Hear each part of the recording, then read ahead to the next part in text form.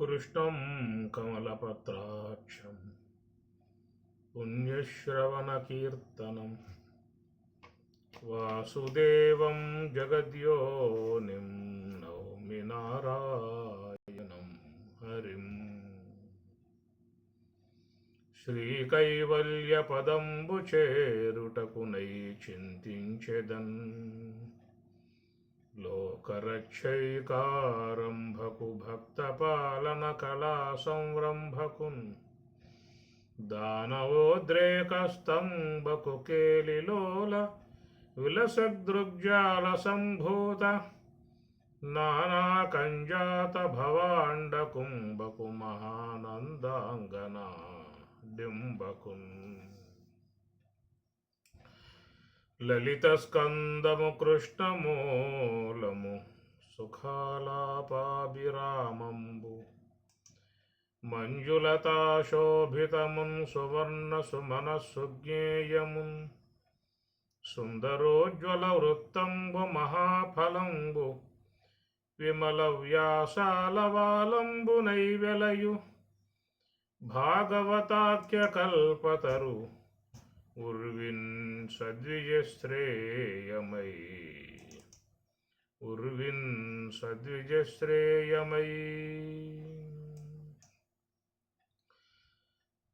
మహనీయ గుణగరిష్ఠులకు నమ్ముని శ్రేష్ఠులకు నిఖిల పురాణ వ్యాఖ్యాన వైఖరి సమేతుండైన సూతుండు ఇట్లనియే అట్లు ప్రాయోపవిష్టుండైన పరీక్షన్నరేంద్రుండు అట్లు ప్రాయోపవిష్టుండైన పరీక్షన్నరేంద్రుండు పరీక్షణ మహారాజు. మరి ఆయన చేసినటువంటి కార్యానికి ఏర్పడ్డటువంటి శాపం, మెలగుట సాలించి మీలిత నేత్రుడై శాంతుడై కూర్చుండి జడతలేక ప్రాణమనోబుద్ధి పంచేంద్రియంబులు బహిరంగ వీధుల బారనీక జాగరణాదిక స్థానత్రయము దాటి పరమమై ఉండెడి పదము తెలిసి బ్రహ్మభూతత్వ సంప్రాప్త విక్రయుడై శమీక మహర్షి ఆశ్రమానికి దప్పిక కొని నీటిని సేవించే ఉద్దేశంతో ఆశ్రమానికి వచ్చాడు. ఆ సందర్భంలో శమీక మహర్షి యోగ సమాధిలో ఉండిపోయాడు. అవస్థాత్రయతీతం త్రివిధ అవస్థలకు అతీతుడై ఉన్నటువంటి బ్రహ్మభూతత్వ సంప్రాప్త నిశ్చలమై ఉన్నటువంటి యోగ సమాధి అద్భుతమై ఉన్నటువంటి యొక్క ఒక అనుభవము, నిరంతరముగా మహర్షులు పొందేటువంటి దివ్యానుభవము, మహాత్ములు, యోగులు, యతీశ్వరులు, సాధువులు, ప్రవ్రాజకులు, విద్వసతములు, విదుష్యులు అందరూ కూడా నిరంతరముగా అవలోకన చేసేటువంటి ఒకనొక స్థితి, బ్రహ్మానంద స్థితి. ఎప్పుడు వాళ్ళు దాంట్లోనే ఉండిపోతారు తప్ప వాళ్ళకు రెండో పని లేదేక. ఈ ప్రకారముగా మరి ఆయన గారు అరణ్యంలో ఉన్నాడు, ఏకాంత ప్రదేశంలో ఉన్నాడు. వాళ్ళకు రెండో పని ఏముంది ఇంకా? అదే సిటీల్లో ఉన్నవారు అయితే నానా రకాలైన పనులన్నీ ఉంటాయి. అరణ్యాలలో ఏవో కందమూలాదులు భుజిస్తూ, ఫలాదులను సేవిస్తూ, నదీ జలాలను సేవిస్తూ నిశ్చలముగా వారు ధ్యానం చేసుకోవటమే పని అన్నమాట. మనలాగా వంట వాడుపు లాంటివి అలాగే ఉండవు. అపక్వ ఆహారము, పండ్లు, పలహారాలతోనే జీవితం గడుస్తూ ఉంటుంది. ఈ సాత్విక ఆహారం వల్ల మనసు కూడా కొంత ప్రశాంతంగా ఉండే అవకాశం ఉంటుంది. ధ్యానంలో ఉండలేకపోతున్నాము అనేటువంటి అంశం చాలామందిలో బాధిస్తూ ఉంటుంది. ఉండకపోవడానికి గల కారణం అనేది చూసినట్లయితే దాంట్లో మరొక అంశం కూడా ఆహారం. ఆహార పానీయాలు కొంచెం మనస్సుని ఇబ్బంది పెట్టే పరిస్థితిగా ఉంటాయి. ముఖ్యంగా ఈ రజో సంబంధమై ఉన్న అవి పదార్థాలు ఎక్కువగా పెడుతూ ఉంటాం. కటు ఆమ్ల లవణాత్యుక్షణ తీక్షణ రుచ విదాహిన ఆహార రాజసయిష్ట దుఃఖశోక ఆమయ ప్రదాహ దుఃఖశోక ఆమయ దుఃఖములు శోకములు ఆమయ రోగాలు ప్రసాదించేదిగా ఉన్నాయి. రజోగుణం సంబంధమై ఉన్నట్టు రజోగుణాన్ని ప్రకోపింపజేసేటువంటి ఉప్పు కారము పులుపు ఈ మూడు కూడా రజోగుణాన్ని ప్రకోపింపజేస్తూ ఉంటాయి. అందువల్ల బీపీ కనుక తగ్గితే ఎమ్మటే ఉప్పు నీరు తాగమంటారు. షుగర్ కనుక లోన తగ్గిందా అంటే తీపి వాటర్ తాగమంటారు. ఎందుకంటే పెంచే అన్నమాట ఇవన్నీ. అట్లా ప్రకోపాలు పెంపొందింపజేసేటువంటి వీటిలో ఉంటాయి కాబట్టి ఇవి రజో సంబంధమై ఉన్నటువంటి ఆహారముగా, అనగా ఇవి ఉప్పు పులుపు కారం ఈ మూడు కూడా రజస్సును పెంపొందింపజేసేటువంటివి. అందువల్ల మనం రోజువారీగా ఇవి లేనిదే ముద్ద దిగదు, అన్నం సహించదు. ఉప్పు కారం పులుపు ఈ మూడు తగలాలి రోజువారీగా. ఆ ప్రకారంగా శరీరంలో పొయ్యిగా దాని ప్రభావం మనస్సు మీద కూడా ఉంటుంది. కాబట్టి ధ్యానం నందు ఎక్కువసేపు కూర్చునే పరిస్థితి కూడా ఉండదు. మరి వన సంచారం చేసేటువంటి మునులు ఎందువల్ల వాళ్ళు ఎక్కువసేపు ధ్యానములో కూర్చోవటం అవుతుంది అన్న విషయం ఆలోచించినట్లయితే, కేవలం వాళ్ళు వృక్ష సంబంధమై ఉన్నటువంటి ఫలాలని భుజించటం కారణముగా వాళ్ళ మనసు ఎప్పుడూ కూడా ప్రసన్నముగా ప్రశాంతముగా నిర్మలముగా ఉంటుంది. గమనించాల్సిన అంశము.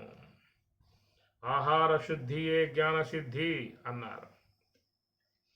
ఆహార శుద్ధి ఉంటేనే జ్ఞానసిద్ధి కలిగే అవకాశం ఉన్నది అన్నారు. కాబట్టి ప్రకారముగా ఎవరైతే ధ్యానాన్ని శీలిస్తూ ఉంటారో వారు ముఖ్యంగా సాత్విక సంబంధమై ఉన్న ఆహారం, పండ్ల రసాలు కొంచెం ఎక్కువ సేవించినట్లయితే శరీరం కూడా ధాతు పుష్టిగా ఉంటుంది, మంచి ఆరోగ్యం ఉంటుంది. శరీరంలో ఉన్నటువంటి అవయవాలు కూడా మంచిగా పనిచేస్తాయి. నిరంతరముగా మన కోసంగా శ్రమించేటువంటి హార్ట్, లంగ్స్, కిడ్నీ, లివర్లు ఇవన్నిటిని కూడా చక్కగా మంచిగా వ్యవహరింపజేసేవిగా ఉంటాయి ఆహార పదార్థాలు. చాలామందిలో ఇవన్నీ కూడా డ్యామేజ్ కావడం కారణం ఏంటంటే ఆహార పదార్థాల వల్లే.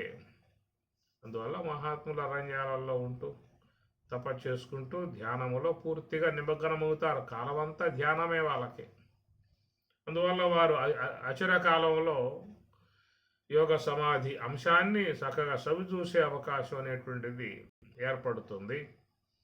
మనం చాలా సమయాన్ని వృధా చేసుకుంటూ ఉన్నాం. అనాత్మ సంబంధమైన కార్యాలకే ఎక్కువగా కేటాయిస్తూ ఉన్నాం, పరుగులు తీస్తూ ఉన్నాం. సమయాన్ని చాలా ఈ అనాత్మ సంబంధ వాటికి వినియోగించి చివరికి జీవితాన్నే కోల్పోతూ ఉన్నాం. పారమార్థిక ప్రయోజనానికి దూరం అవుతూ ఉన్నాం. మెలగుట సాలించి మీలిత నేత్రుడై శాంతుడై కూర్చుండి జడతలేక ప్రాణమనో బుద్ధి పంచేంద్రియంబులు బహిరంగ వీధుల బారనీక జాగరణాదిక స్థానత్రయము దాటి పరమమై ఉండిటి పదము తెలిసి అట్లా బ్రహ్మానుభవంలో బ్రహ్మానందంలో మోకలు వేసి ఉన్నటువంటి ఆ మహర్షిని ఉద్దేశించి పరీక్షణ మహారాజు దప్పిక తీర్చమని చెప్పని జలాన్ని కోరాడు. ఆ ప్రకారంగా గట్టిగా కేక వేసినా అరిసినా ఆయన కనపడే పరిస్థితి లేదు. ఎందుకంటే ధ్యానములో ఆకాశతత్వం దాటిన తర్వాత ఇక వాళ్ళకి శబ్దము వినబడే పరిస్థితి ఉండదు. అది భూమి రాపో అనలో వాయు కమ్మనో బుద్ధిరేవచ అహంకార ఇది ఎమ్మే భిన్నా ప్రకృతి అష్టద. 8 విధములుగా ఉన్నటువంటి ప్రకృతి అనేటువంటిది మనకు బ్రహ్మమునకు అడ్డంగా ఉన్నటువంటి ఆవరణాలు. అపావృణు సత్యధర్మాయ దృష్టయే హిరణ్మయేన పాత్రేన ఈశావాస్యం. ఇవన్నీ కూడా మరి బ్రహ్మమునకు జీవునికి మధ్యలో ఏర్పడి ఉన్నటువంటి అష్ట ఆవరణములు అంటారు. అవి ధ్యానములో మాత్రమే వాట్లను తొలగింపజేసుకోవటం జరుగుతుంది. ధ్యానం చేసేటప్పుడు అతనికి పృథ్వీ సంబంధమై ఉన్న ఘ్రాణేంద్రియము, జల సంబంధమై ఉన్న జహ్వేంద్రియము, అగ్ని సంబంధమై ఉన్న నేత్రేంద్రియము, వాయు సంబంధమై ఉన్న త్వగేంద్రియం దాటినప్పుడు దేహస్పర్శ ఉండలేక దాన్ని తన్మయత్వము అంటారు. కనుక వాళ్ళకి దేహం యొక్క సంబంధ స్పర్శ ఉండలేక ఇక ఆ తర్వాత ఆకాశ సంబంధమై ఉన్నటువంటి శబ్దమును కూడా వాళ్ళు దాటుతారు. అది దాటినప్పుడు యోగ సమాధిలోకి వెళ్ళిపోవటం అవుతుంది. అలాంటి నిశ్చల స్థితిలో బ్రహ్మమునందు నిరమై సర్వేంద్రియములను కూడా లయింపజేసి కేవలం బ్రహ్మానందములో ఉన్నటువంటి వారికి ఇక శబ్దం కూడా వినబడే పరిస్థితి ఉండదు. మనం ఎట్లయితే గాఢ సుషిప్తిలో ఉన్నప్పుడు ఎవరు ఎట్లా మాట్లాడుకుంటూ ఉన్నా కేకలేస్తూ వినపడదో, అలాగా యోగ సమాధి గాఢ సమాధి, గాఢ నిద్ర అన్నాం, దాన్ని గాఢ సమాధి అంటాం. కాబట్టి అంటే గాఢ సమాధిలో మునిగిపోయి ఉన్నటువంటి వారికి శబ్దములు కూడా వినపడని స్థాయికి వెళ్ళిపోతారు. కేవలం బ్రహ్మభూతత్వ సంప్రాప్త విక్రయుడై అక్కడ ఈ పంచభూత వాటి సంబంధ ఇంద్రియాలు లేవేక, అందువల్ల కేవలం బ్రహ్మము యొక్క స్వరూపమునందే ఉండిపోతారు. కాబట్టి గట్టిగా అరిశాడు. ఆ విధంగా మరి పరీక్షణ మహారాజు నీటి కోసమై ఆ మహర్షిని ప్రార్థించాడు, చేశాడు, అరిశాడు, ఏదో చేశాడు. యోగ సమాధిలో ఉన్నటువంటి యొక్క తనకు ఏమీ కూడా తెలియని స్థితిగా ఉన్నది. చివరికి మహా ఆవేశానికి గురయ్యాడు ఈ ప్రభువుల వారు. కారణం ఏంటంటే సమస్త రాజ్య పరిపాలన చేస్తున్నాడు. ఆ విధముగా పరిపాలించేటువంటి యొక్క ప్రభువు వచ్చినప్పుడు మరి లేచి ఆయన్ని స్వాగత పలికి ఆశీలను చేసి వాళ్ళకు మంచి ఫలములు జలాలను సమర్పించాల్సిన బాధ్యత ఆశ్రమ వాసులకు ఉంటుంది. ఎందుకంటే ఆయన ఏలుబడిలో అందరూ ఉన్నారు కాబట్టి ఆయన స్వయంగా వచ్చినప్పుడు ఆయన్ని ఆదరించాలి, గౌరవించాలి, ఆయన సేవించాలి. అతిథి దేవో భవ, తన గృహానికి వచ్చిన వ్యక్తిని సేవించాలి. ఇలాంటి మర్యాద లేకుండా కూర్చుంటాడా అనేటువంటి విధానములో ఆయన గారు వేరే ఆలోచనలో పోయాడు. అరే మహాత్ముడు అరణ్యంలో తన కుటీరంలో తప చేసుకుంటూ ధ్యానంలో మునిగి ఉన్నాడు. ధ్యాన సమాధిలోకి వెళ్ళి ఉంటాడు కనుక అతను వినపడటం లేదు అనేటువంటి విషయముగా కొంత ఆలోచన చేయాల్సి ఉంటుంది. అది కానీ అది ఆలోచన చేసేటువంటి అవకాశం ఉండదు ఒక్కో సందర్భంలో. ఎందుకంటే ఆయన బాగా అరణ్యంలో తిరిగి తిరిగి తిరిగి ఒంటరి వాడై విసిగి వేసారి ఉన్నాడు. ఆకలి దప్పులతో బాధింపబడుతూ ఉన్నాడు. ఆశ్రయాన్ని కోరే విధానంగా ఉన్నాడు. వికల చిత్తుడై ఉన్నటువంటి పరిస్థితి. అలాంటి పరిస్థితి వచ్చినప్పుడు ఎవరైనా సంయమనం కోల్పోయేటువంటి విధానం ఉంటుంది.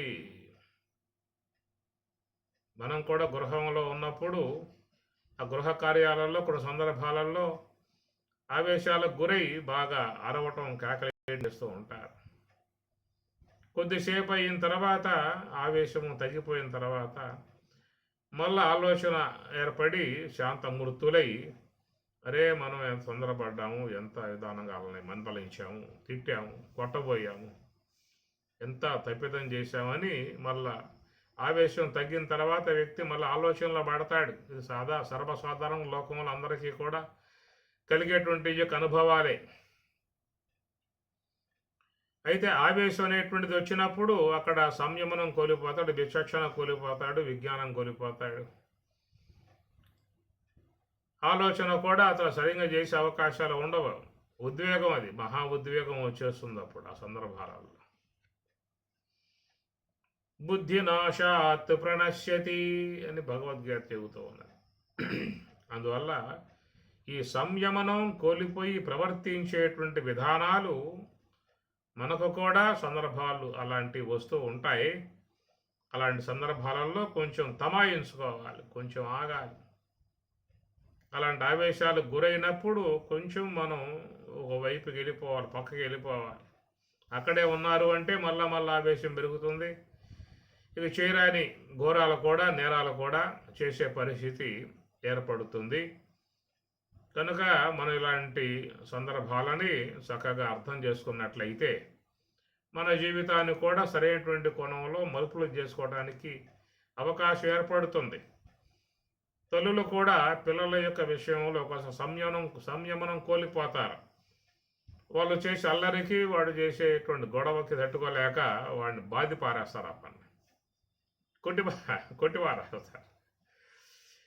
ఎంత కొట్టేసి ఆయన పక్కన తోసి పారేసి లోనకి వెళ్తారు. అట్లా కాసేపు కూర్చున్నారా, పడుకున్నారా, లేచారా, ఎంబటే వాళ్ళ తప్పిదం తెలుస్తుంది. అరేరే ఎంత ఆవేశపడ్డాను, వాడు అల్లరి చేస్తాడు, పిల్లగాడు కదా, గొడవ చేయటం సహజం. మనం ఆవేశంలో సంయమనం కోల్పోతే ఎట్లా? ఆ కొట్టేటువంటి కొట్టడలలో ఏదన్నా మరి జరిగితే ఏం కావాలి అనే విధాలుగా గృహంలో సాధారణంగా ఇలాంటి సందర్భాలు వస్తూ ఉంటాయి. పిల్లల విషయంలో తల్లులకు వస్తూ ఉంటాయి, తండ్రులకు వస్తూ ఉంటాయి. అట్లా కొన్ని సందర్భాలలో ఆవేశాలకు గురై ఇతరుల మీద కూడా పోయే పరిస్థితులు ఏర్పడుతూ ఉంటాయి. ఇవన్నీ కూడా ఎంత అనర్థానికి దోవతీస్తాయని చెప్పానంటే, ఆయన తన సంయమనం కోల్పోయాడు, వివేకాన్ని కోల్పోయాడు. మనం చేస్తున్న పని ఎలాంటిదో కూడా తెలియకుండా తనకున్నటువంటి యొక్క ఆవేశాన్ని, అక్కసుని తీర్చుకోవటానికి ఏం చేశాడు? అటు ఇటు చూశాడు. ఏం చేయాలి? పిలిస్తే లేకోవటం లేదు. ఇంత ప్రభువును వచ్చాను, తన ఆశ్రమానికి వచ్చాను, ఆ మాత్రం మర్యాద లేకుండా, అతిథి గౌరవం లేకుండా కూర్చుంటాడా? కళ్ళు మూసుకొని కూర్చున్నాడు. ఎంత కపట విధానంగా చేస్తూ ఉన్నాడు, ఏదో ఎక్కడికో పోయినట్లుగా అని చాలా ఆయన అనేక భావాలు లోపల కలిగి చివరికి ఆయన మీద ఏదో ఒక విషయం చేయాలి కాబట్టి దగ్గరలో ఉన్న చనిపోయి పడి ఉన్నటువంటి సర్పాన్ని పట్టుకొచ్చి ఆయన మెడలో పడేశాడు ఆ పని. ఇక దాంతో వాడిని కొంచెం అక్కసు తీరింది. అకారణంగా ఏర్పడినటువంటి ఆవేశం అది. ఆయన ఏదో అన్నాడా, ఏదన్నా చేశాడా, తిట్టాడా, కొట్టాడా? ఏమి లేదు కదా. ఏదన్నా చేసి ఉంటే దాని మీద ఆవేశపడటమో, కోపగించుకోవటమో, ఏదైనా చేయటం జరగాల్సి ఉంటుంది. ఆయన అంటే నిశ్చలంగా యోగ సమాధిలో, ధ్యానంలో ఉండిపోయిన వ్యక్తి. ఆయన ఆశ్రమాన్ని నువ్వు పోయావు, నీ వద్దకు ఆయన రాలేదు. ఆయన ఇంటికి నువ్వు పోయి ఆయన మీద నీ ప్రతాపం చూపిస్తే, నేను ప్రభువు, నీ రాజుని, నీ రాచరికం నీ గ్రామాల్లో ఉంటుంది, పట్టణాల్లో ఉంటుంది. నీ పట్టణంలోని ప్రజలు నీ యొక్క ఆశ్రయంలో జీవిస్తున్నారు కాబట్టి ఆ పునులు గట్టి కాబట్టి వాళ్ళ మీద చూపించు నీ ప్రతాపాలు ఏమైనా ఉంటే. అసలు నీ యొక్క విధానం ఎక్కడ అరణ్యాలలో చెట్ల కింద, పుట్ల కింద, నదీ జలాలు సేవిస్తూ, వృక్ష ఫలాలు భుజిస్తూ, ఏదో వారి పాటికి వారు తప చేసుకునేటువంటి వాళ్ళ జోలికి నువ్వు పోయి వాళ్ళు తప చేసుకుంటూ ఉంటే ఎక్కడో చచ్చిపడి ఉన్న సర్పాన్ని తీసుకొచ్చి ఆయన మెడలో పడేసి, అదొక విధమైనటువంటి యొక్క తృప్తి అన్నమాట మానవుడికి. చేయగలిగింది ఏమి లేకపోతే ఏదో చేస్తాడు, దాని తృప్తి పడతాడు. ఓడక ఇంటికోపున మృతోరగమున్ కొని వచ్చి మారు మాటాడకయున్న మజ్జన కొనం సతలంబునన్ పెట్టి దుర్మద క్రీడ జరించు రాజు హరకేశవులడ్డిన ఒడ్డిన నైన జచ్చువో ఏడవనాడు తక్షక పణీంద్ర విషానల హేతి సంహతిన్ ఓడక వింటి కోపున మృతోరగమున్గును వచ్చి మారు మాటాడకయున్న మజ్జన కొనం సతలంబునన్ పెట్టి దుర్మద క్రీడ చరించు. ఆ ధనస్సు ఉన్నది కదా, ఆ ధనస్సు దాని కొన భాగంతో ఆ సర్పాన్ని, దందశోకం చచ్చిపడి ఉన్నటువంటి ఒక పాము, దాన్ని తీసుకొచ్చి చేత్తో ముట్టుకోవాలి. ధనస్సు ఉంది కదా, ఆ ధనస్సుతోనే దాన్ని తీసుకొచ్చి అట్లా తప చేసుకుంటూ నిశ్చల యోగ సమాధిలో ఉన్నటువంటి ఆయన మెడలో పడేశాడు.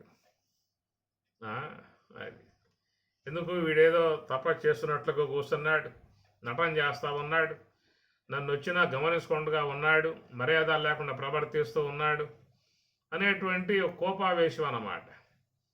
ఆయన యోగ సమాధిలో ఉండిపోయాడు. ఇప్పుడు మనం కూడా ధ్యానం చేస్తూ ఉంటాం కదా. ధ్యానం చేస్తూ ఉన్నప్పుడు ఎవరైనా వచ్చి కేక వేస్తారు, ఇంటి ముందు నిలబడి, ఫలానా సుబ్బయ్య గారు అని కేక వేస్తారు. లోన ఉన్నటువంటి ధ్యానం చేసుకునే వానికి మాట వినపడుతుంది. వినపడ్డటువంటి యొక్క మాట ఈయన ఎమ్మట లేచామనుకో, వాళ్ళు ఏమనుకుంటారు, పిలవగాలి పిలవగాలు లేచాడు, ఈ ధ్యానంలోకి ఎక్కడ పోయాడు వీడు అని అనుకుంటారేమో అని చెప్పేసి అని అతడు లేగోడు అనమాట. లెగిస్తే అవమానం, ధ్యానం అని చెప్పి అంటారే అనుమానం. అయితే వాడు వచ్చినటువంటి అప్పు ఇవ్వడానికి వచ్చాడేమో, వెళ్ళిపోతే మళ్ళీ అప్పు కాస్త రాదేమో, లోపల శంకలు ఉంటాయి మళ్ళీ.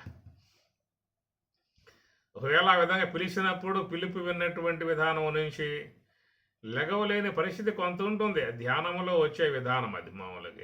ఎప్పుడైతే మనస్సు అనేది బాగా అంతర్ముఖం అయ్యిందో, నిశ్చల స్థితికి వెళ్ళిపోయిందో, తన్మయ స్థితికి వెళ్ళిపోయిందో, లోన మనస్సుని ఆ ఆత్మ యొక్క శక్తి పట్టేస్తుంది. అట్లాగే అదొక ధ్యాన స్థితి ఉన్నది. అలాగా తన్మయ స్థితికి వెళ్ళిపోతాడు. అట్లాగే స్తబ్దత ఏర్పడుతుంది. వానికి ఇక బయటికి రావాలనేటువంటి తలంపు కూడా ఉండదు. ఒకవేళ వచ్చినా లెగవటానికి కూడా అది ఒప్పుకోదు, ధ్యానం ఒప్పుకోదు. ధ్యానాన్ని ధ్యానమే చేయించే స్థితి అనేటువంటిది వస్తుంది. శుద్ధాంతఃకరణం గలవారికి ఎమ్మటే ఆ స్థితి అట్లాగా వచ్చేస్తుంది. ఎంచేపు కూర్చున్నా కానీ నిశ్చల స్థితిలో అట్లాగే ఉండిపోయే విధానం ఉంటుంది. అలాంటిది రావటం వాళ్ళ అదృష్టం, పూర్వజన్మ పుణ్యఫలం, ఈ జన్మలో చేసుకున్న పుణ్యం. అది రావాలే కానీ చాలా సర్వోన్నతమై ఉన్నటువంటి విధానం. ఎల్లవారి కబ్బదు ఆ ఉత్తమ దశ కలిగిన విద్వత్తుడు గాఢ దుర్లభుడు, ఎల్లవారి కబ్బదు అని భాగవతమే చెబుతుంది. ఎల్లవారి కబ్బదు అంటే అలాంటి ఆ స్థితి అనేది చాలా గొప్ప విధానము. అది రాగలిగితే వాళ్ళు ధన్యులు, పుణ్యాత్ములు. ఆ ప్రకారంగా మరి చూసినట్లయితే మరి ఆయన గారు యోగ సమాధికి వెళ్ళిపోయి ఉన్నాడు. బ్రహ్మజ్ఞాని, బ్రహ్మవేత్త, బ్రహ్మవిద్వర. అలాంటి ఆ స్థితిలో ఉన్నటువంటి వారిని మనం ఏమీ కూడా చేయకూడదు. ఏదైనా చేస్తే ఉపకారం చేయి, దండం పెట్టు, దశకం పెట్టు, దర్శనం పెట్టు, సాష్టాంగ నమస్కారం చేయి. అంతేగాని ఎక్కడో పడి ఉన్న పాములు తెచ్చి మెడలో వేయటము, ఇంకేదైనా పట్టుకొచ్చి తేళ్ళు పట్టుకొచ్చి తోట మీద పడేయటము, ఇలాంటి పనులు చేస్తే ఏమైనా ఉంటుందో చెప్పండి. ఆ ప్రకారంగా మరి ఆ మహర్షి ధ్యానంలో యోగ సమాధిలో బ్రహ్మరూపుడై ఉన్న విధానం కదా. బ్రహ్మవేద బ్రహ్మైవ భవతి. అంటే ఆ బ్రహ్మవేత్తకి ఏదైనా ఉపకారం చేయాలి, నమస్కారం చేయాలి, ఏదన్నా పూజ్యభావంతో దండం పెట్టాలి. కానీ ఈ ప్రకారంగా మరి ఆ సర్పాన్ని పట్టుకోవచ్చి మెడలో పడేశాడు. పాండవ పౌత్రుడే, సాత్విక సంపన్న కుటుంబంలో జనించిన వాడే. అయినా కొన్ని సందర్భాలలో మరి వివేకం కోల్పోవటం అవుతుంది. చివరికి ఏమైందయ్యా అని చెప్పానంటే ఆ సచిన శవం సర్పాన్ని బ్రహ్మజ్ఞాని మెడలో పడేస్తే ఈ చంపటానికి బతికున్న పాము పోయింది. ఇది గొప్ప విషయం. సచిన శవాన్ని మెడలో వేస్తే వీడిని చంపటానికి బతికున్న పాము పోయింది. ఆ ప్రకారంగా మరి మెడలో పాము వేశాడు, అక్కసు తీర్చుకున్నాడు, శాంతపడ్డాడు. ఈ పద అయింది లేక అనే ఉద్దేశంతో బయలుదేరి వెళ్ళిపోయాడు. వెళ్ళిపోయిన తర్వాత తన కుమారుడు శృంగి తన మిత్రులతో, స్నేహితులతో ఆశ్రమానికి వచ్చాడు. వస్తే ఎక్కడ తండ్రి యొక్క మెడలో సర్ప పాము శవం ఎలాడుతూ ఉన్నది. ఓడక ఇంటి కోపున మృతోరగమున్కొని వచ్చి మారు మాటాడకయున్న మజ్జనకు అంశతలంబునన్ దుర్మద క్రీడ చెరింసు రాజు హరకేశబులడ్డిన పైన దచ్చుడో ఏడవ నాడు తక్షక పణీంద్ర విషానల హేతి సంహతిన్. సురంగి తన మిత్రులతో వచ్చినప్పుడు ఆశ్రమంలో అక్కడక్కడ ఉన్న పిల్లకాయలు ఆ రాజు రావటము, ఆయన గారు ఆవేశానికి గుర కావటము, ఆవేశంలో సర్పాన్ని పట్టుకు వచ్చి తన మెడలో వేయటము, వెళ్ళిపోవటం అంతా చూశారు కొంతమంది పిల్లకాయలు. ఆ విధంగా చూసిన సన్నివేశాన్ని సురంగి శమీక మహర్షి యొక్క పుత్రుడు ఆయన రాగానే ఆయనకి విషయం చెప్పారు. ఇట్లాగా పలానా రాజుగారు వచ్చి ఏదో ఆశించి వచ్చినటువంటి వ్యక్తి తనకు కోరిక తీరకపోవడంతో ఆవేశానికి గురై సర్పశవం పట్టుకొచ్చి మీ తండ్రి గారి మెడలో వేశారనే విషయాన్ని చెప్పగా ఒక్కసారి ఈయన కూడా ఆవేశానికి గురయ్యాడు, సురంగి కూడా.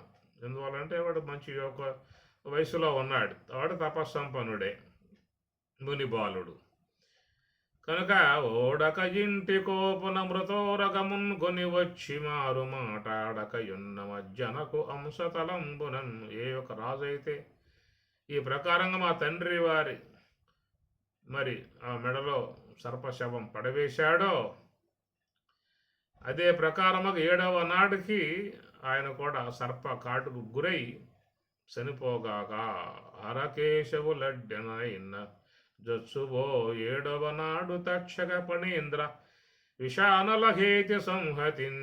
హరకేశవులడ్డిన హరిహరాదులు కూడా అడ్డమైనప్పటికీ కూడా ఈ శాపం అమోఘం కాబట్టి ఆ సర్పం వచ్చి ఆయన కాటేసే తీరుతుంది అనే విధానంగా ఆయన శపించాడు. ఆ శాపం మరి ఆ విధంగా పెట్టిన తర్వాత శమీక మహర్షి ఆ తపస్సు నుంచి కొద్దిసేపటికి ఉత్థానావస్థకు రావటము, ఆ ప్రకారంగా తపస్సు చేస్తూ ఉండగా మరి రాజ్య పరిపాలన చేసినటువంటి పరీక్షణ మహారాజు వచ్చిన విషయము, ఆ ప్రకారంగా ఆయన మెడలో సర్పం వేసిన విషయము, దానికి కోపగించుకుని సొంగి చెప్పించిన విషయం అంతా కూడా విన్నటువంటి వాడై బాధపడ్డాడు. శమీక మహర్షి బాధపడ్డాడు. ఏదో మహానుభావుడు రాజ్య పరిపాలన చేస్తూ ఉన్నాడు, ఆయన అరణ్య వేటకై వచ్చి ఉంటాడు, మన ఆశ్రమానికి వచ్చి ఉంటాడు, మనం ఆదరించాల్సి ఉంటుంది, గౌరవించాల్సి ఉంటుంది, ఆయన దప్పిక తెరిచి ఆహార పనులు పెట్టి సేవించాల్సి ఉంటుంది. అలాంటి యొక్క వ్యక్తిని మనం తొందరపడి సేవించటం ధర్మమా అని చెప్పని కొడుకు కూడా కొంత మందలింపు చేస్తాడు. ఇది ఒక సంయమనం అన్నమాట.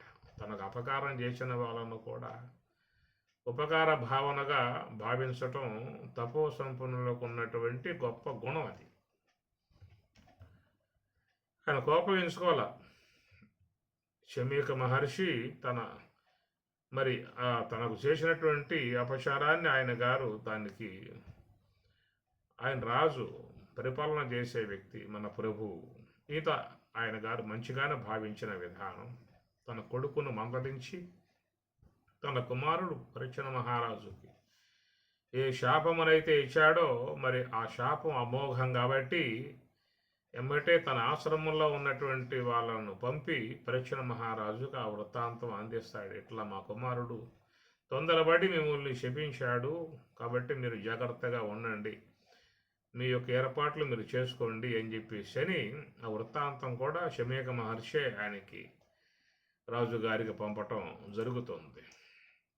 ఏటికి వేటబోజితి మునీంద్రుడు గాఢ సమాధి నుండగా నేటికి తద్భుజాగ్రమును నేసితి సర్పశవంబు తెచ్చి నేటికి పాప సాహసములి క్రియ చేసితి దైవయోగము దాటగరాదు వేగిరమ తద్యము కీడు జనించు ఘోరమై ఏటికి వేటబోయితి. మన ఎందుకు ఏటగా పోవాలి? ఒకవేళ పోతిము ఎందుకు ఆయన ఆశ్రమానికి పోవాలి? ఒకవేళ పోయి పో అని యోగ సమాధిలో ఉండగా నమస్కారం చేసుకుని రావాలి కానీ ఆయన మీద కోపం తెచ్చుకోవటం ఎందుకు? అలా కోపం వచ్చిందనుకో, దగ్గర ఉన్నటువంటి యొక్క సర్పశవం తీసుకుపోయి ఆయన మెడలో ఎందుకు వేయాలి? ఈ విధముగా మనిషికి కలిగేటువంటి ఒక పశ్చాత్తాపాలు జీవితంలో ఉంటాయి. ఎప్పుడంటే ఆవేశం తగ్గిపోయాక ఇవన్నీ బయటపడతాయి అన్నమాట. ఆవేశంలో ఈయన కనపడసావు. కాబట్టి ఉద్వేగాలు అప్పుడు ఏం చేయాలంటే మనం పక్కకి వెళ్ళిపోవాలి. ఇంట్లో వస్తే కోపతాపాలు, అమ్మగారి మీద అయితే ఒకసారిగా వీర విహారం చేసేవాళ్ళు ఉంటారు. అలాంటి సందర్భం వచ్చినప్పుడు కొంచెం బయటికి వెళ్ళిపోవాలి. ఎక్కడో షాపుకు పో, లేదా టీ అంగడికి పో, ఒక టీ తాగు, ఇంకేదైనా చేసుకో, ఇంట్లో ఉండమాక. అదే ఆవేశం అమ్మగారికి వస్తే ఏమవుతుంది చెప్పండి? ఆమెకి దగ్గర కత్తిపీటలు, కత్తులు, కటారులు, పప్పు గుత్తులు చాలా ఉంటాయి. అది పరాశక్తి లాగా. అందుచేత ఆవేశాలు రావటం సహజము. వివేకం కోల్పోతాం. ధ్యాయతో విషయాన్ పుంసః సంగస్తేషోపజాయతే సంగాత్ సంజాయతే కామః కామాత్ క్రోధః అభిజాయతే క్రోధాత్ భవతి సమ్మోహః సమ్మోహాత్ స్మృతి విభ్రమః స్మృతిభ్రంశాత్ బుద్ధినాశః బుద్ధినాశాత్ ప్రణశ్యతి అని పరమాత్మ ఈ జరిగే పరిణామం చెప్పుకొచ్చాడు. గొప్ప శ్లోకం ఇది. ప్రతి ఇంట్లో కూడా ఈ శ్లోకం, ఈ 2 శ్లోకాలతో ఉన్న జంట శ్లోకాలు ఇంట్లో పెట్టుకోవాలి. ఉదయం లెగవగానే కాస్త ఆ శ్లోకాలు పఠనం చేసి అర్థాలు కొంచెం చదువుకుని వ్యవహారం చేసుకుంటే బాగా ఉంటుంది. కుటుంబంలో ఉన్న వాళ్ళు కూడా ఈ శ్లోకాలు కొంచెం చదువుకుని తమ వ్యవహారం చేసుకుంటే చాలా వరకు సమస్యల నుంచి బయటపడతారు, గొడవల నుంచి బయటపడతారు, ఆవేశాల నుంచి బయటపడతారు, అనర్థాల నుంచి బయటపడతారు. ఈ శ్లోకాలు ముఖ్యంగా ఉండాలన్నమాట. ఈ 2 శ్లోకాలను బాగా ప్రతి ఒక్కడు పఠించినట్లయితే ఎవడు జైలుకు పోడు. ఈనాడు జైల్లో మగ్గుతున్న వాళ్ళు చాలామంది ఈ 2 శ్లోకాలని పాటించకపోవటం వల్లే. క్రోధాద్భవతి సమ్మోహః సమ్మోహాత్ స్మృతిభ్రమః స్మృతిభ్రంశాత్ బుద్ధినాశః బుద్ధినాశాత్ ప్రణశ్యతి అన్న విధానంలో వ్యక్తులు ఆవేశంలో చేస్తారు. చేసిన తర్వాత జైల్లో కూర్చుని విలపిస్తూ మదనపడుతూ పశ్చాత్తాపడుతూ ఉంటారు.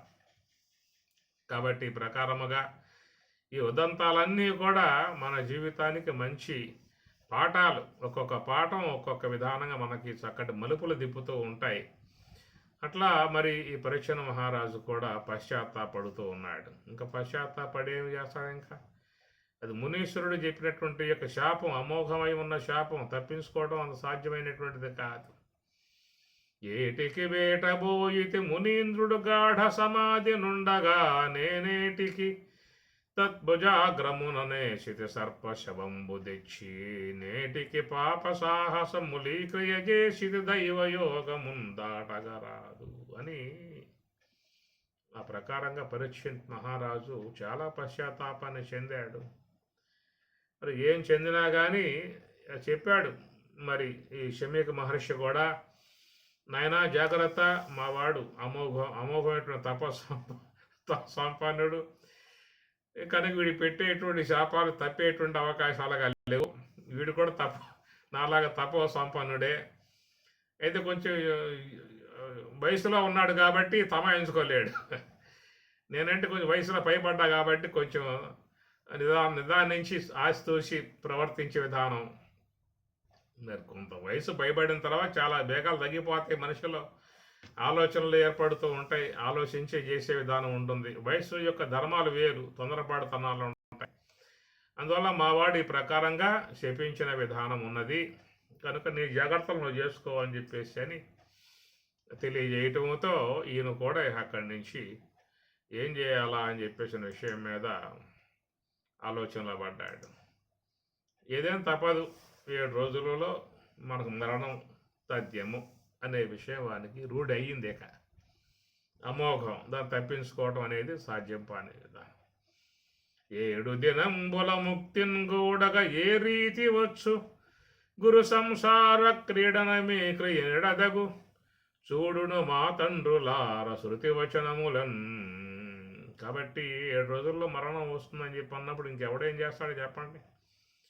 ఎవరైనా ఒక మహాత్ముడు గ్రామానికి వచ్చాడు, గొప్ప మహాత్ముడు, ఋషికేశం నుంచి జడలు పెంచుకుని బ్రహ్మాండమైనటువంటి ఆకారంతో వచ్చినటువంటి యొక్క మహాత్ముడు ఒకరిని పిలిచి చెప్పాడు, నాయనా నువ్వు ఎక్కువ రోజులు బతకవరా, నువ్వు వచ్చే ఆదివారం అయిపోతావు, మధ్యాహ్నం కల్లా నువ్వు వెళ్ళిపోవటమే తప్ప ఇంకేం ఉండవు అని చెప్పి అన్నాడు అనుకోండి. ఒకవేళ ఇంకా వాడు ఇంకేం చేస్తాడు చెప్పండి? మహాత్ముడు ఋషికేశంలో తపస్సు చేసుకునేటువంటి మహాపుణ్యాత్ముడు వచ్చి భవిష్యత్ కాలాన్ని చూసి చెప్పాడు, నీకు 7 రోజుల్లో వచ్చే ఆదివారం కల్లా నువ్వు మధ్యాహ్నం కల్లా సర్దుబాటు చేసుకోవాల్సి ఉంటుంది. యముడు వస్తాడు, తీసుకుపోతాడంతే, ఇక నిన్ను ఇంకా ఉండే అవకాశాలు లేవు అని చెప్పేసిన తర్వాత ఇంకా వాడు బ్యాంకు లెక్కల గురించి, వచ్చే లావాదేవీల గురించి, ఆ వడ్డీ లెక్కల గురించి, ఎకర వడ్డీల గురించి వాడంతా ఈడంతా ఆలోచిస్తాడా? జప ధ్యానాలు చేయటం ఆరంభం చేస్తాడా? కాబట్టి ఇక వాడికి జప ధ్యానాలు చేసేటువంటి విధానమే తప్ప ఇంకా దేని గురించి ఆలోచించే అవకాశాలు లేవు. ఇక అయిపోయింది. శుక్రవారం వచ్చేసింది, శనివారం వచ్చేసింది, రేపే ఆదివారం మధ్యాహ్నం వెళ్ళిపోతాడు. ఈ విధంగా ఉన్నప్పుడు వాడు చేసే జపం ఎట్లా ఉంటుందో చూడండి, వాడు చేసే ధ్యానం ఎట్లా ఉంటుందో అప్పుడు చూడాలి. వాడు ఆ ధ్యానం ఎట్లా చేస్తాడు అప్పుడు చూడాలి. అప్పుడు అంతమంది ధ్యానం చేయరా అంటే అరగంట పాగంట చేస్తాడు, ఇంతేనండి ఈ పూటకి అంటాడు. ఇలాంటి వార్త వచ్చిందా అని చెప్పానంటే ఇక వాడిని వద్దురా చేయమాకరా, ధ్యానం కూర్చోమాకరా అన్నా కానీ ఆడ ఊరుకోడు, కూర్చుంటాడు అంతే రాత్రి పగలు. అంత విధానం మానవునికి మరణం అనేది చూశారా, అంత విధానంగా ఉంటుంది. అన్నిటికంటే మరణం అనేది చాలా భయంకరమై ఉండేటువంటి విధానం. అది వస్తుంది అని చెప్పనంటేనే వీడు బెంబేలెత్తిపోయే పరిస్థితి వస్తుంది. శరీరంలో ఏ భాగాలు ఉన్నా ఏ భాగాలు పోయినా వాడికి లెక్క లేదు. ఒక శ్వాస పోయే కాలం వచ్చిందా అని చెప్పనంటే చాలా భయపడిపోయే పరిస్థితి ఏర్పడుతుంది. అట్లా ముందుగానే వార్త అందింది పరీక్షణ్ మహారాజుకి, పలానా రోజు నువ్వు పోతావు అనేది ముందుగా వార్త అందిందన్నమాట. అట్లనే ఖట్వాంగుడు కూడా ముందుగానే వార్త అందింది. ఖట్వాంగుడు దేవతలకు సహాయంగా వెళ్ళాడు యుద్ధంలో, రాక్షసులందరినీ కూడా పారద్రోలాడు యుద్ధంలో. అట్లా దేవతలకి ప్రీతి కలగజేశాడు, సంతోషం కలగజేశాడు. అప్పుడు ఆ దేవతలు అడిగారు, నాయన మేము మీకు వరం ఇవ్వగలము, ఏ వరం కావాలో కోరుకో అని చెప్పేసి అని అడుగుతారు. అడిగినప్పుడు ఇంకా నేను ఎంతకాలం జీవించి ఉండే అవకాశం ఉంటుంది అని చెప్పి అడుగుతాడు. వాళ్ళ లెక్కలన్నీ తీసి చూసి, అయ్యా నీకు ఆయువు అయిపోయిందిరా, 2 గడియల్లో నువ్వు వెళ్ళిపోవడం జరుగుతుంది అని చెప్పి అన్నారు. 2 గడియలు మాత్రమే. అప్పుడు ఎమ్మడే అక్కడి నుంచి భూలోకానికి వచ్చి సమస్తం కూడా త్యాగం చేసి తపస్సులో ఉండి ఆయన మోక్షం పొందినట్లుగా మన భాగవతం ఏదో చెబుతూ ఉన్నది. అట్లా ఖట్వాంగుడు ఆయన కూడా ముందుగానే వార్త అందింది, పలానా సమయంలో పోతావని చెప్పేసి అని. కంసుడు కూడా ఉన్నాడు, వాడికి కూడా ముందుగానే వార్త ఆకాశవాణి చెప్పింది కదా. దేవకి గర్భంలో పుట్టేటువంటి యొక్క 7వ గర్భం వాడి చేత నువ్వు మరణిస్తావు అని చెప్పేసి అని ముందుగానే వార్త చెప్పేసింది. మరి ఆ చెప్పినప్పుడు ఆ వార్త విన్నటువంటి వాడై మనం కొద్ది కాలం బతికేది, ఇంకా ఎక్కువ కాలం ఉండే అవకాశాలు లేవు, వార్త వచ్చేసేసింది అన్నటువంటి విధానంలో వివేకం పెంచుకుని వాడు కూడా మంచిగా ఒక ప్రదేశంలో చక్కటి కుటీరం వేసుకుని మహాత్ములు రావించుకొని వారి సన్నిధిలో తాత్విక చింతన చేస్తూ జపధ్యానాలు చేస్తూ మరి ఆ జీవితం సాధించుకోవాల్సి ఉంటుంది కదా. కానీ వాడు తన యొక్క మరణాన్ని జయించడానికి, మృత్యువును జయించడానికి ఎన్నో ప్రయోగాలు, ఎన్నో పోరాటాలు చేశాడు. ఎన్ని చేసినా కానీ చివరికి అనుకున్న ప్రకారముగా ఆకాశవాణి చెప్పినట్లుగా 8వ గర్భము కృష్ణ పరమాత్మ ద్వారా వాడు అసువులు బాసిన పరిస్థితి. ఇట్లాగా లోకంలో మరి కొద్ది మందికి మాత్రమే ఆ వార్తలు లాంటివి వస్తూ ఉన్నాయి. అదే విధానముగా అందరికి కూడా పరమేశ్వరుడు ఎంతకాలం ఇంకా ఉంటావు అనే విషయాన్ని ముందుగా కనుక చెప్పేసినట్లయితే కూడా అందరూ జాగ్రత్త పడే పరిస్థితి వస్తుంది అనుకుంటా. ఎందుకు వచ్చిందంట, ఏదో కూడా పోక తప్పదు. ఆ పోయేది ఏదో నైనా ఇంక నువ్వు 6 నెలలు మాత్రం ఉంటారా, పలానా నెలలో పలానా రోజున పలానా మధ్యాహ్నం పూట నీకు లగ్నం ఉన్నది, లగ్నం ముహూర్తం మృత్యు ముహూర్తం ఉన్నది అని చెప్పిన కనుక చెప్పి పారేస్తే పోతుంది కదా, ఎందుకు గొడవ లేకుండా. ఏదో కాసే కొద్ది కాలంలో జపధ్యానాలు ఏదో బాగా ప్రశాంతంగా చేసుకుని ఎవరితో గొడవలు లేకుండా, ఇంతకుముందు ఎవరితో అయినా వైరాలున్నా ద్వేషాలున్నా ఇతరులతో కొట్లాటలున్నా విరోధాలున్నా పలక్కుండగా ఉండే జీవితం చాలా ఉంటాయి. వాళ్ళని వీళ్ళని తిట్టి ఉండవచ్చు, కొట్టి ఉండవచ్చు, డబ్బులు తీసుకుని విరోధాలు పెంపొందించుకుని ఉండవచ్చు, అయిన వాళ్ళతో దగ్గర వాళ్ళతో బంధువులతో దూర ఎడమొఖం పెడమొఖాలుగా ఉండవచ్చు. ఈ మొత్తం పోతాయి. ఈ వార్తలను రాగలిగితే ఇక సాగు పోతా ఉన్నాం మనకెందుకు ఈ వైరాలని చెప్పేసి అని అంతకుముందు ఎవరెవరైతే వైరాలు ఉన్నాయో వాళ్ళందరూ పిలిపించుకుని సాగబంతిగా కూర్చొని సంతర్పణ పెట్టుకుని నాయన క్షమించండ్రా, ఏదో జీవితం అన్నాను, కొట్టాను, తిట్టాను, ఏదో చేశాను, మన్నించండి, ఇక నేను ఉండబోయేది 4 రోజులు మాత్రమే అని ఇట్లాగా వ్యక్తులలో ఒక మార్పు కూడా వచ్చే అవకాశాలు లాంటివి కూడా ఉంటాయి. ఈ వార్తలు సాధారణంగా ప్రకృతి మాత సర్వేశ్వరుడు ముందుగా ఇచ్చే విధానాన్ని పెట్టుకోవాలా. ఎందువలన పెట్టుకుంటే కూడా తంటాలు కొన్ని వస్తాయి. ఏంటంటే ఇక నువ్వు పలానా వచ్చే వారం ఆదివారం పూట పోతావురా అని చెప్పినట్లయితే అక్కడి నుంచి వాడు ఎదుర వాడు నిద్రపోడు, పక్కవాడు నిద్రపోనేవాడు, ఇలాంటివి కూడా ఉంటాయి. కాబట్టి అందువల్ల సర్వేశ్వరుడు కూడా ఆ విధంగా చెప్పి ఉండకపోవచ్చు. అదే పరీక్షణ మహారాజు లాంటి వాళ్ళంటే కొంచెం సాత్విక సంపన్నులు కాబట్టి పాండవ వంశంలో జనించారు కాబట్టి అలాంటి వాళ్ళకి వార్త చేరినట్లయితే వాళ్ళు కొంచెం ఆలోచించుకుని ఆ సమయం అన్నా కాస్త ధ్యానం చేసుకునే విధానంగా మహాత్ముల యొక్క సాన్నిధ్యంలో ఉండే విధానంగా చేసుకునేటువంటి విధానం మనం చూస్తున్నాం కదా భాగవతంలో. మరి పరీక్షణ మహారాజుకి వచ్చింది ముందుగా వార్త. అదే భాగవతంలో కట్వాంగ్ మహర్షి కూడా అదే వార్త ఆ భాగవతంలోనే వచ్చింది. అదే భాగవతంలో మరి కంసుడికి కూడా వార్త ముందుగానే వచ్చిన విధానం ముగ్గురికి భాగవతంలోనే తెలుస్తాయి అన్నమాట. ఒకడేమో పోరాటం చేశాడు, ఒకడేమో ఆరాటం మానుకుని మౌనంగా చక్కగా భగవద్ధ్యానం చేసుకుంటూ కట్వాంగుడు వెళ్ళిపోయాడు. మరొకడు మహాత్మును ముందు పెట్టుకుని 7 దినంబుల ముక్తిన్ గూడగా ఏ రీతి వచ్చు గురు సంసార క్రీడనమే క్రియ నిడదగు చూడు మా తండ్రులారా శృతి వచనములున్. ఆ ప్రకారంగా రాజ్యం అంతా కూడా తన కుమారునికి అప్పచెప్పేసి ఆయన ఇక రాజ్యం నువ్వు వేలుకోర, నాకు అవసరం లేదు అని చెప్పని ఆయన గారు గంగా సమీపమున్న గంగా తీరమునందు ఆ మహానుభావుడు మరి కూర్చొని మహాత్ములందరూ రాబించుకుని వాళ్ళ సన్నిధిలో సద్గోష్ఠి విచారణ సత్సంగ విధానము ఏర్పాటు చేసుకున్నాడు.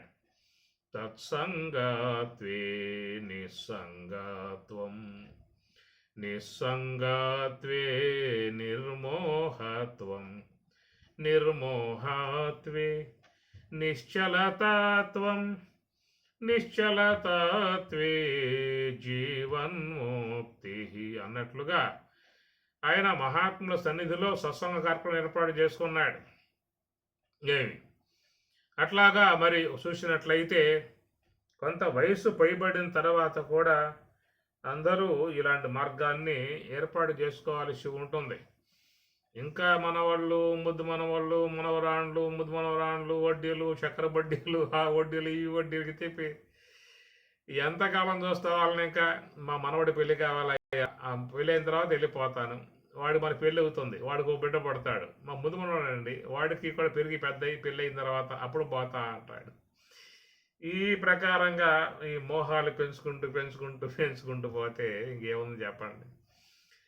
కనుక ఏదో కలిగారు, పెంచావు, పెద్ద చేసావు, పిల్లలు చేసావు, ఇంటి వాళ్ళని చేసావు, వాళ్ళ బ్యాంకుల్లో కొన్ని కొన్ని లక్షలే జమ చేసావు, నాయన దండవరాయక మీ బతుకులు మా బతకండిరా, మీ బిడ్డలకు మీరు చూసుకునే బాధ్యత లేక నాకు అప్పచెప్ప మాకండి అన్న విధానంగా ఇక వాళ్ళకి దూరంగా వెళ్ళిపోయి ఎక్కడైనా ప్రశాంతముగా ఉండేటువంటి ఆశ్రమమో లేకపోతే మంచి ఒక ఆశ్రయమో కట్టుకొని ఆ విధంగా ఉన్న కాలాన్ని సద్వినియోగం చేసుకోవటం మానవత విలువలతో కూడి ఉన్నటువంటి ఓ ధర్మం.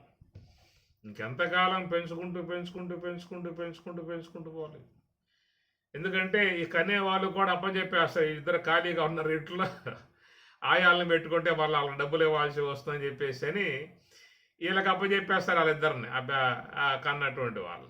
వీళ్ళు వాళ్ళు లాలించడం, బుజ్జగించడం, వాళ్ళకి అన్ని సేవలు చేయటం దీంతో గడిచిపోతూ ఉంటుంది. దాని మీద మోహాలు కూడా పెరుగుతూ ఉంటాయి. ఎందుకంటే 4 పూటలు బాగా ఆదరించారు అంటే ఆదరణలో మమకారం మోహాలు బాగా పెరిగిపోతే మా వంశం అయ్యా వీడు, మా వంశోద్ధారకుడు కాబట్టి మా కుమారుని బిడ్డ కాబట్టి వాడిని అన్ని విధాలా చూసుకోవాలి. నా వంశం నా ఆస్తులన్నీ కూడా వీడికే రాసేస్తాను, ఇంకెవరికి ఇవ్వను. ఎ- ఎ- ఎ- ఎక్కడ ఎక్కడికి పోతున్నావు, ఏమవుతున్నావు వచ్చేవరకి. జీవితం బుద్ధ ప్రాయం. ఏ పూట బుడగ పగిలిపోతే తెలుస్తావదు. గాలి ఉంటే బుడగ అన్నారు, గాలిపోతే నీరు అంటారు, గాలి ఉంటే బతుకు అన్నారు, గాలిపోయిందే శవం అంటారు.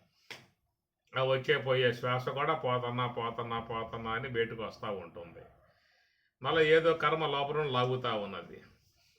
అందువల్ల బాల్యం యవనాలలో ఉన్నప్పుడు పరుగులు తీసాం ఉరుకులు తీసాం పర్వాలేదు. కానీ వయసు కొంత పైబడిన తర్వాత, శరీరంలో నిస్సత్వం ఏర్పడిన తర్వాత, పనులు చేయగలిగే పరిస్థితి ఏర్పడిన తర్వాత అప్పుడైనా కాస్త ఈ మోహాల నుంచి బయటపడేటువంటి విధానం కలగాలి. ఏమి అజ్ఞానేన ఆవృతం జ్ఞానం తేన ముహ్యంతి జంతవ. అజ్ఞానేన ఆవృతం జ్ఞానం, అజ్ఞానం కప్పివేసిందట జ్ఞానాన్ని. తేన ముహ్యంతి, ఆ కారణంగా మోహాలకు గురవుతున్నాము. మమకారాలు మోహాలు, మమకారము మోహం, మమకారము మోహం, ఇవి బాగా వ్యక్తిని కట్టి పారేస్తూ ఉన్నాయి. అవి తెంచుకుందామన్నా తెగని సంఖ్యలు, ఇనప సంఖ్యలు తెంచి పారేస్తాం. కానీ ఇవి తెంచాలంటే అది సాగుతున్న సంఖ్యలు ఏం ఏం తెగుతాయి. ఒకవేళ వైరాగ్యం పుట్టి ఎక్కడికో దూరంగా ఋషికేశ్, హరిద్వార్, ఉత్తరకాశి, గంగోత్రి ఎక్కడ పోయినా కానీ మళ్ళీ పాశం లాగుతానే ఉంటుంది. అరే ఏదో ఆవేశంలో అదేదో అన్నారు, అంత మాత్రంతో ఋషికేశం రావాలా, గంగోత్రి రావాలా? ఏమిటి మనకి ఆవేశం? ఆ పిల్లగాడు ఎట్లా ఉన్నాడు, మనోడు ఎట్లా ఉన్నాడు, మనరాలు ఎట్లా ఉన్నదో ఏమి మళ్ళీ అక్కడి నుంచి అక్కడ ఉన్నా కానీ మనశ్శాంతి ఎక్కడే ఉంటుంది. అక్కడున్న గురువు గారికి కూడా దండం పెట్టి, స్వామి నమస్కారం, మా వాడు పిలుస్తూ ఉన్నాడు రావాలని, ఏదో లెక్కల వ్యవహారాలు కొన్ని ఉన్నాయంట చూసుకోవాలని చెప్పని రాత్రి బండి ఎక్కి మన బయలుదేరి రావటం అవుతుంది. ఈ ప్రకారంగా మమకార మోహాలు అంత తేలిగ్గా తెగేటువంటివి కాకుండా బిగుసుకుపోతాయన్నమాట. ప్రాప్తానందులు బ్రహ్మబోధన కళాపారేణులు, ఆత్మప్రభాలుప్త జ్ఞానులు మీరలు, ఆర్యులు దయాలుత్వాభిరాముల్, మనోగుప్తంబుల్ సకలార్ధజాలములు మీకున్ గానవచ్చున్ గదా, మీకున్ గానవచ్చున్ గదా. సప్తాహంబుల ముక్తికే గెడుగతిన్ చర్చించి భాషంపరే. పరీక్షణ మహారాజు ఆ మునులకు నమస్కారం చేశాడు. నాయనా, మరి టైం అయిపోవచ్చిందేక కనుక మీరందరూ కూడా నాకు మంచిని బోధించండి. ప్రాప్తానందులు బ్రహ్మబోధన కళాపారీణులు అని చుట్టూ కూర్చున్నటువంటి వాళ్ళందరూ కూడా చూస్తే మరి బ్రహ్మబోధన కళాపారీణులు అలాంటి వాళ్ళందరూ కూడా మహానుభావుని వద్దకు చేరుకున్నారు. ఇది సన్నివేశం. పరమ భక్తుడే ఉన్నటువంటి విధానములో పాండవ వంశంలో జనించినటువంటి యొక్క పరీక్షణ మహారాజు తన యొక్క తప్పిదాన్ని మననం చేసుకుని దాన్ని తప్పుగా దాన్ని పశ్చాత్తాపడి మరి ఆ ప్రకారం మనం ఈ విధంగా చేయటం తప్పు కదా అనే విషయం మీద ఆలోచన చేసుకుని ఇక రాజ్యాన్ని కొడుకు అప్పజెప్పేసి గంగా తీరమునందు ముక్తి కోసముగా ఆయన గారు మహాత్ములందరిని దగ్గర పెట్టుకుని వాళ్ళ ద్వారా తత్వచింతన చేసే విధానముగా ఉండటం ఒక సన్నివేశం. అదే విధానముగా ఎనిమిదో గర్భములో పుట్టేటువంటి వాడి చేత మరణిస్తావు అనేటువంటి వార్త విన్నటువంటి వాడు చేసిన పని ఏమిటి అక్కడ అంటే చానురు ముష్టికాల తన యొక్క రాక్షసులు ఉన్నారు కదా, పోతన అట్లనే ఇంకా శకటాసురుడు, ధేనుకాసురుడు, బకాసురుడు, ఆసురుడు, ఈ ఆసురుడు వీళ్ళందరినీ వాడు పెట్టుకున్నాడు. మరణ వార్త ముందుగా వచ్చిన విధానంలోనేమో కంసుడు, ఈ పోతన, శకటాసురుడు, ధేనుకాసురుడు, బకాసురుడు, ఆసురుడు, యాసురుడు వీళ్ళందరినీ వీడు పెట్టుకున్నాడు. ఇక్కడ పరీక్షణ మహారాజు ఏమో అదే వార్త ఈయనకి అందింది. ఈయన గారేమో మహాత్ములు, సాధువులు, సన్యాసులు, పరివరాజకులు, విద్వసత్వములు, విదిశములు, జ్ఞానులు, యోగులు వీళ్ళందరూ ఈయన పెట్టుకున్నాడు. చూడండి వ్యక్తిత్వాలు ఎలా ఉంటాయో. సాత్వికం గలవాడు ఎలా ఉంటాడు, రజస్సు తమస్సు ఉన్నవాడు ఎలా ఉంటాడో మనకి ఈ 2 ఉదంతాల ద్వారా తెలు తెలుస్తాయన్నమాట. కనుక ఎవరెవరి స్వభావాలను బట్టి వాళ్ళే దరిజారుతారు, అంతే, ఇంకేం లేదేక. మనలో మన స్వభావం కనుక మంచిగా ఉన్నట్లయితే అలాంటి వాళ్ళు మన దరికి చేరతారు, మన దగ్గర అలా అందరూ కూడా చేరుకుంటారు. అదే రజస్సు తమస్సు కలిగినటువంటి వాళ్ళైతే ఇక అలాంటి రాక్షసులు లాంటి వాళ్ళే వాళ్ళ దరికి చేరి ఇక వాళ్ళ కత్తులు నొరటం, ఖడ్గాలు నొరటం అవి పెట్టు కోసుకునే పరిస్థితి అన్నమాట. ఎంతమందిని పెట్టుకొని కృష్ణుడు వదిలిపెట్టాడా, మొత్తం స్వాహా చేసి పారేయాలా. ముందుగా పూతనతో బోని ఆరంభం చేశాడు కృష్ణ పరమాత్మల వారు చిన్నతనంలోని పోలదాగే వయసులోనే. అక్కడి చకటాసురుడు, ధేనుకాసురుడు, బకాసురుడు అందరం మొత్తం పంపించేశారు ఆ పన్నే. ఇక చివరికి చానున మల్ల యుద్ధంలో వాళ్ళిద్దరిని పంపించేశాడు. చివరి కంసుడిని కూడా తీసేశాడు. పోవటం సహజం, అంతే, జాతస్య హి ధ్రువో మృత్యు. ఆ విషయం గ్రహించుకుని మరి పరిచన మహారాజు ఆయన గారు మంచిగా సాధువులను ముందు పెట్టుకుని మాట్లాడుతూ ఉన్నాడు. ప్రాప్తానందులు బ్రహ్మబోధన కళాపారేణులు ఆత్మ ప్రభాలు తజ్ఞానులు. అయా మీరెప్పుడు కూడా ప్రాప్తానందులు, ప్రాప్త ఆనందులు. బ్రహ్మావలోకనం చేసేవాడికి ఏముంటుంది చెప్పండి, ఎప్పుడు ఆనందమే ఆనందం. బ్రహ్మతత్వావలోకనం చేసే వాళ్ళకి ప్రాప్త ఆనందులు బ్రహ్మబోధన ఈ 2 వాళ్ళకు ఉంటాయన్నమాట. నిరంతరముగా వాళ్ళ బ్రహ్మావలోకనం చేస్తూ ఉంటారు. బ్రహ్మబోధన తన శిష్యులకు బ్రహ్మతత్వాన్ని బోధిస్తూ ఉంటారు. ఇదన్నమాట వాళ్ళకి. మచ్చిత్త మద్గత ప్రాణా బోధయంతః పరస్పరం కథయంతశ్చ మాం నిత్యం తుష్యంతి చ రమంతి చ. పరమాత్మ చెప్పిన మాట 10వ అధ్యాయంలో. మచ్చిత్త మద్గత ప్రాణా, మత్తు నాయందు చిత్త మనస్సుని ప్రాణమును ఉంచి నాలో లీనమై నా యొక్క బ్రహ్మానందాన్ని వాళ్ళు పొందుతూ ఉన్నారు. ఆ తర్వాత బయటకు వస్తే ఏం చేస్తారండి వాళ్ళు? పరస్పరం బోధయంతః, ఈ తత్వజ్ఞాన సంబంధ అంశాలని వాళ్ళు బయట ఉన్నప్పుడు మాట్లాడుకుంటూ ఉంటారు. లోనకపోతే బ్రహ్మమునందు రమిస్తూ ఉంటారు, బయటకు వస్తే బ్రహ్మబోధ, లోనికి పోతే బ్రహ్మానుభవము. ఇది వాళ్ళ పని అన్నమాట. ప్రాప్తానందులు బ్రహ్మబోధన కళాపారేణులు ఆత్మ ప్రభాలుప్త అజ్ఞానులు. ఎలాంటి వారయ్యా అని చెప్పనంటే అజ్ఞానులు అన్నారు. ఏమిటో అజ్ఞానులు అని చెప్పనంటే ఆత్మ ప్రభాలుప్త, ఆత్మానుభవాన్ని పొందినప్పుడు లుప్త లోపించి ఉన్నటువంటి అజ్ఞానులు. అజ్ఞానం లోపించి ఉన్నది ఏది? యోగ సమాధిని పొందితే అజ్ఞానం ఉంటుందో చెప్పండి. కనుక వారు తమ ఆత్మ అనే ప్రభ అంటే కాంతి, ఆ ప్రభ అంటే జ్ఞాన దీపం అన్నమాట. జ్ఞాన దీపం ద్వారా పోగొట్టుకోవటమే. తేషాం ఏవ అనుకంపార్థం అహం అజ్ఞానజం తమః నాశయామి ఆత్మభావస్థః జ్ఞానదీపేన భాస్వత. భగవద్గీత 10వ అధ్యాయము. తేషాం ఏవ అనుకంపార్థం, అయా ఎవరైతే నన్ను భక్తిపూర్వకముగా సేవిస్తారో, అంతర్ముఖ వృత్తితో ఆరాధిస్తారో, తేషాం వారి యొక్క అజ్ఞానజం తమః, వారిలో ఏ అజ్ఞానము చేత ఏ తమస్సు ఏర్పడిందో, అంధకారం ఏర్పడిందో, అంటే అంధకారాన్ని నేనేం చేస్తున్నాను అని చెప్పనంటే జ్ఞానదీపేన భాస్వత నాశయామి. ఆ జ్ఞానదీపాన్ని వెలిగించి వారిలో ఉన్నటువంటి అనాదిగా ఉన్న అజ్ఞానం నశింపజేస్తున్నాను అని స్వామి చెప్పిన మాట భగవద్గీతలో. ఆ ప్రకారం వీళ్ళు కూడా ఆత్మప్రాప్తి, ఆత్మప్రభాలుప్త అజ్ఞానులు. కాబట్టి సమస్త అజ్ఞానాన్ని తొలగింపజేసుకున్నటువంటి యొక్క మహానుభావులు, మీరలు, ఆర్యులు, దయాళుత్వాభిరాములు, మనోగుప్తంబులు సకలార్ధజాలముల్ మీకుం గానవచ్చున్ గదా. సమస్త విషయాలు మీకు తెలుసు, దివ్యానుభవం కలిగి ఉంటారు కాబట్టి, ఈశ్వరత్వంతో ఉండేటువంటి వారు కాబట్టి, ఏమి జరగబోతుందో, ఏమి జరిగేదో మొత్తం కూడా తెలుసుకునేటువంటి యొక్క దివ్య జ్ఞానం కలిగి ఉన్నటువంటి వారు మీరు. లుప్త్వాభిరాముల్ మనోగుప్తంబుల్ సకలార్థజాలములు మీకున్ గానవచ్చున్ గదా సప్తాహంబుల ముక్తికి గడుగతిని చర్చించి భాషంపరే. అయ్యా నాకున్నటువంటిది మొత్తం 7 రోజులు, 7 days అంతవరకు అనమాట. ఎవడైనా పోయి 7 daysలో పోవాలి. ఇంకా 8వ ఎక్కడుందని చెప్పండి. ఆదివారం తప్పించుకున్నాం అనుకో, సోమవారం పోతాం. సోమవారం తప్పించుకుంటే మంగళవారం పోతాం.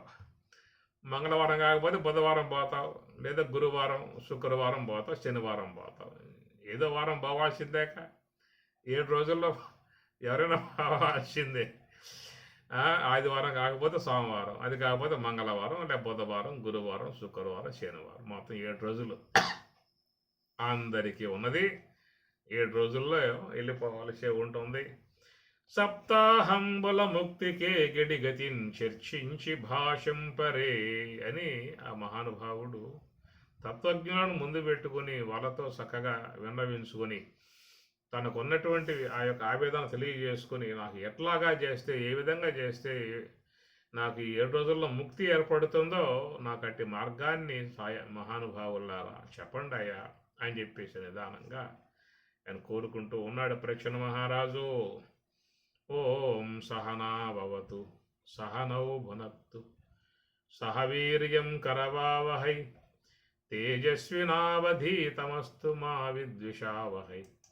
ఓం శాంతి శాంతి శాంతి. హరి ఓం తత్సతు.